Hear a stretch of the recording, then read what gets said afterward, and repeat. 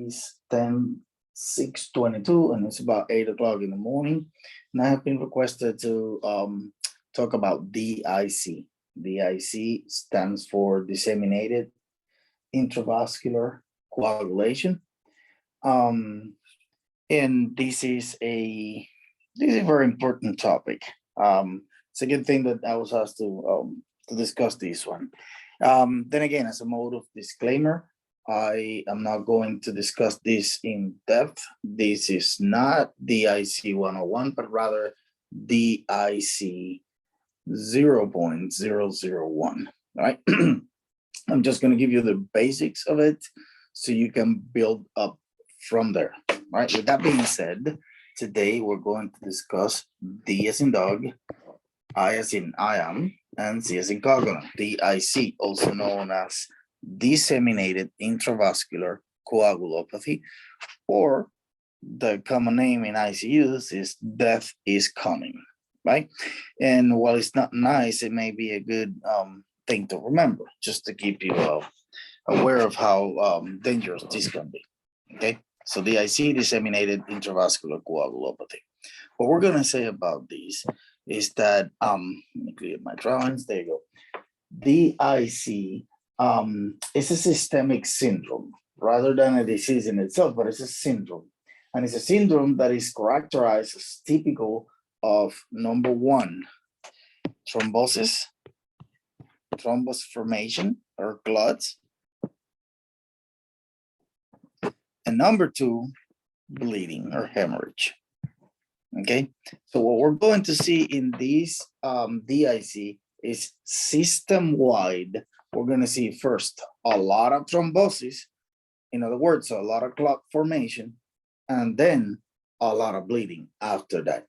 So either you have a lot of ischemia system-wide all over your body, or and afterwards, you're going to have bleeding from everywhere, right? So it's a generalized problem. It's a system-wide issue, and it's very dangerous with a mortality rate of over 80%, according to our MedSearch book. Okay, and I kind of agree with that number. Anyway, so the way I want to approach DIC is by doing a sort of a concept map slash care plan per se, just so you guys can see how to relate the whole thing. So number one, we're gonna do our central concept. We're gonna call it DIC, disseminated intravascular coagulopathy. And then we're going to say that what happens, also known as the patho of the problem, is that what happens here is that normal coagulation, right, pathways in our body will be altered. But why are they altered? The problem with disseminated intravascular coagulation and this syndrome is that it's commonly precipitated by other factors, by underlying processes, right? Usually sepsis or trauma or cancer or shock or an anaphylactic reaction or something like that. So there's got to be something that's happening underlying, an underlying process that is ongoing that sets off this reaction, right, in the first place. So what happens in this reaction that is set off by an underlying process? Well, what happens here is that your normal coagulation pathway, the way we normally coagulate, gets altered, right? And it gets altered, but by that inflammatory response that happens as a result of that underlying process that will bring about this DIC, right? So let's just say you have, I don't know, cancer or you have sepsis. Sepsis is a big one and a good one. Let's just say you have sepsis, and the inflammatory process, the inflammation that comes with sepsis, sets off this chain of events that lead to abnormal coagulation or anticoagulation, right? So the first thing that we're going to see is that our coagulation pathways will become abnormal, right? That's number one. So this normal anticoagulation is altered, leading to a whole lot of coagulation, right? You use a whole lot of platelets, right? and a lot of clotting factors. And you start clotting all over the place. You're doing thrombus all over the place. Clots, micro, tiny little clots all over the place in every organ, your kidneys, your liver, everywhere, right?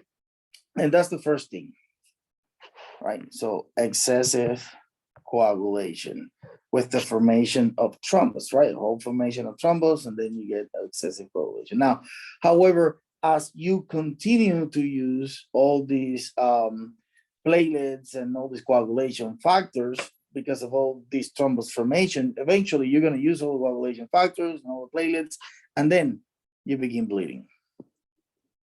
Okay?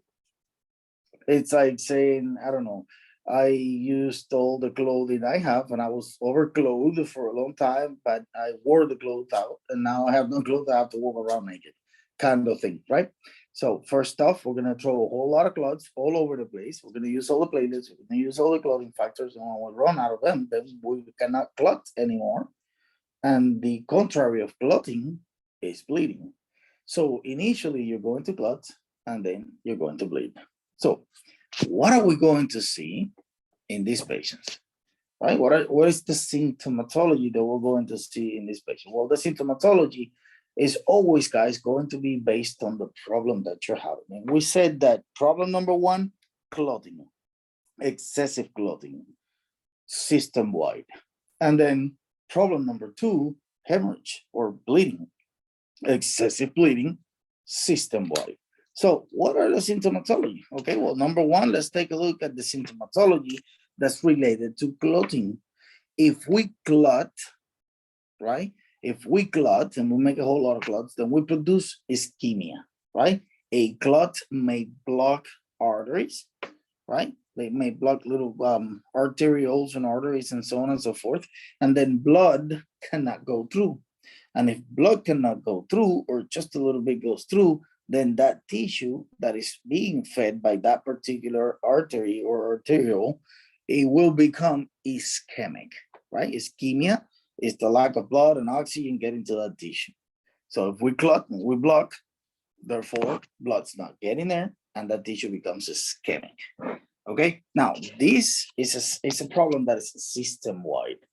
So the more we clot system-wide, the more that ischemia is going to lead to multi-organ failure.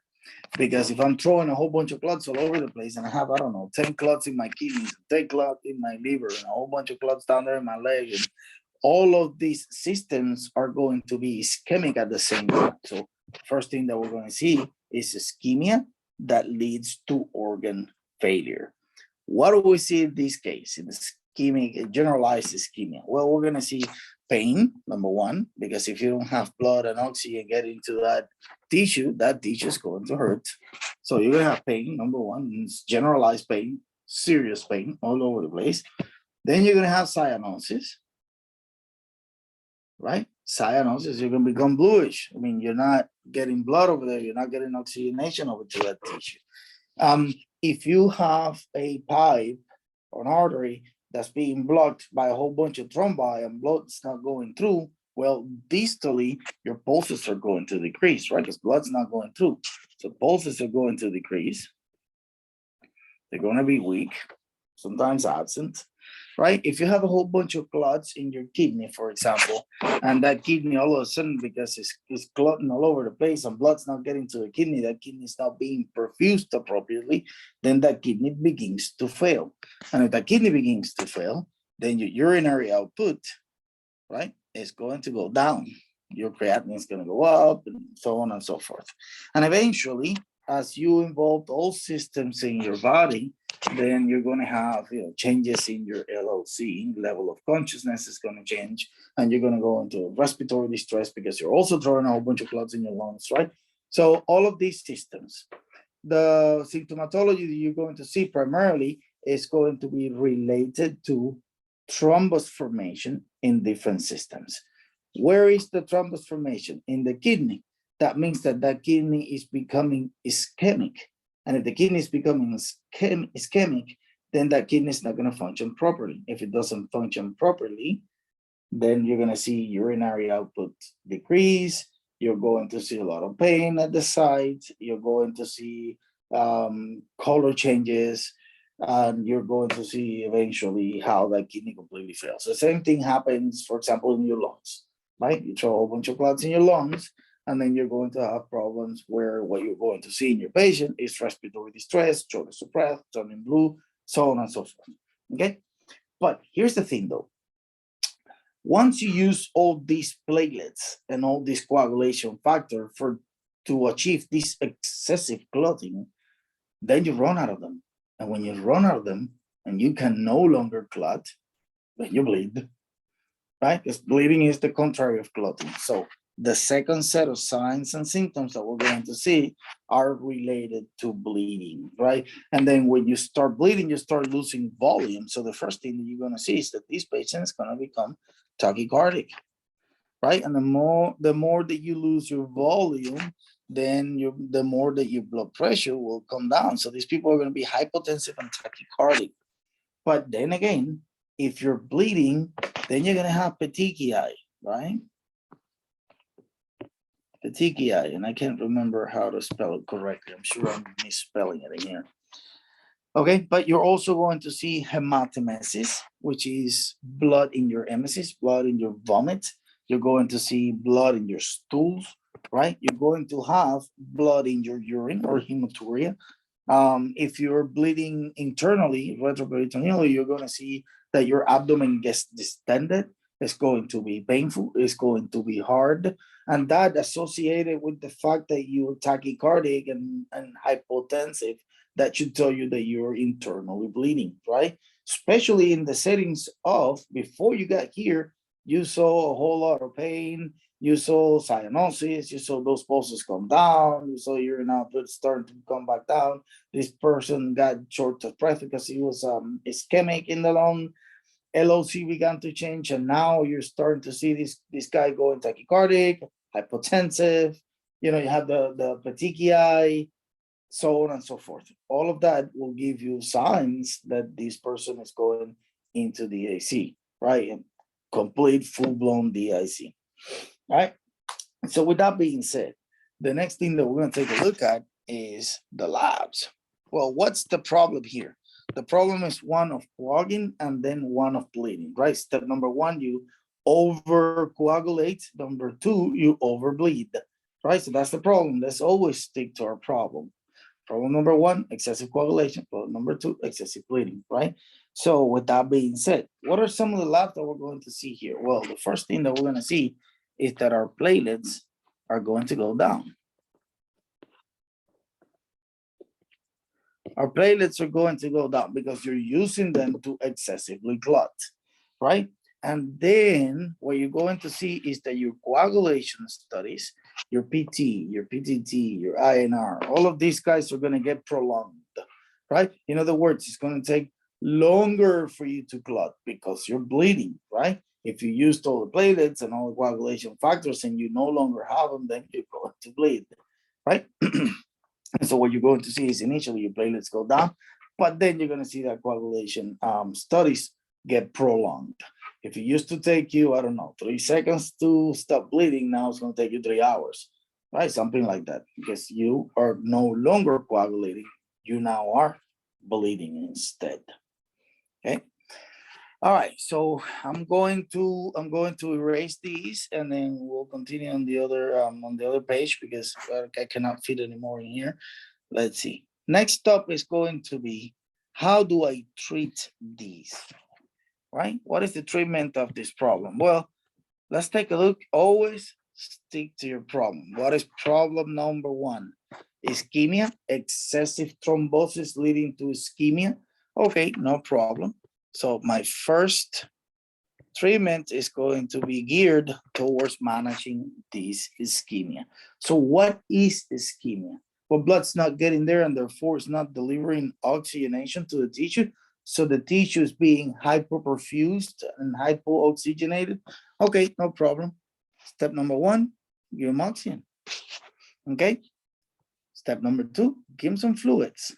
Not necessarily by mouth, but this is IV, right? Give him some fluids IV. if you're losing, if you're coagulating, your ischemic and all of that, your electrolytes are going to get out of balance. So we're going to check our electrolyte levels and we're going to replace them appropriately according to your labs, right? Your labs are going to tell you this is too high, this is too low, and then we correct that accordingly. Okay. And then on number 4 is we're going to administer some vasopressors, and these may be something that to some people may come as something weird. I mean, if you are clotting and you are if you're over clotting or excessive clotting and you're ischemic, why would you want to vasopress? Well, you want to vasopress because you want to begin thinking of, bleeding afterwards. So we're going to just vasopress to attempt to control further bleeding later on down the road, right? But with that being said, consider these the connection between the ischemia and our step number 2, which will be geared towards taking care of the bleeding, right? So taking care of the bleeding is, why are you bleeding? Well, you're bleeding because you used all the platelets to clot and you used all the coagulation factors to clot. Okay, also 1, we give you platelets. 2, we give you coagulation factors, right? And then again, guys, this is a very simple, very simple treatment explanation for DIC, right? But and what I want you to do is I want you to focus on the problem. What's the problem? First ischemia, then bleeding, then we correct the ischemia, and then we correct the bleeding, right? So why are we bleeding? Because we're running out of platelets. Why are we bleeding? Because we're running out of coagulation factor, or we run out of it. Well, then we'll replace it. I'll give you platelets, I'll give you coagulation factors, and last but not least, if it comes down to it, I will transfuse, right? You can transfuse this person, give him some blood, okay? And that is the medical management for this disease. But how do we deal with DIC as nurses, right? So nursing management, hold on, let me change this. Nursing management.